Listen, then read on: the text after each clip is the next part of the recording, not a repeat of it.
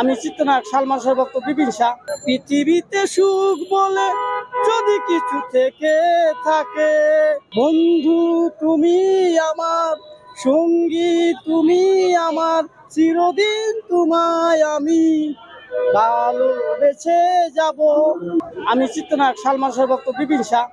আমি সালমান শাহর সব ছবিগুলো দেখেছি, প্রথম ছবিতে শুরু করে কেমন থেকে কেমন, অন্তরে অন্তরে তুমি আমার স্বপ্নের নায়ক, স্বপ্নের পৃথিবী, এই ঘরের সংসার, জীবন সংসার, আশা ভালোবাসা, সত্যর মৃত্যু নেই, বিক্ষোভ চিহ্ন।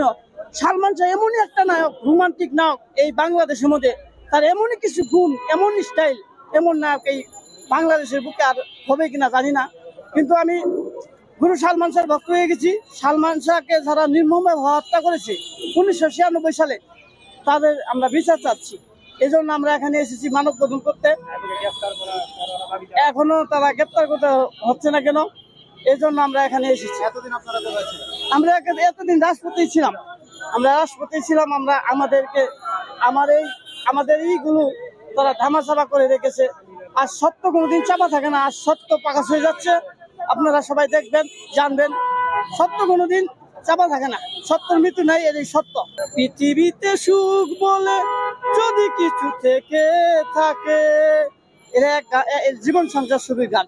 আরেকটা ছবির গান আছে বিক্ষোভ, বন্ধু তুমি আমার সঙ্গী, তুমি আমার চিরদিন, তোমায় আমি ভালোবেসে যাব।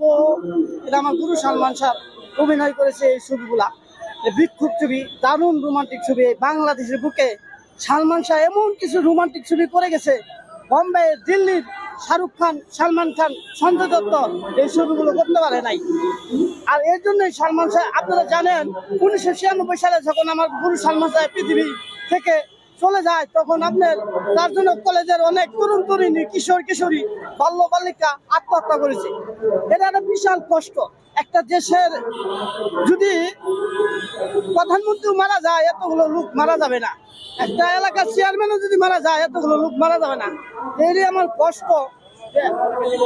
সালমান শাহ জন্য এত ছেলে মেয়ে জীবন দিল, তরুণ তরুণী জীবন দিল, আজকে কেন তার বিচার হলো না?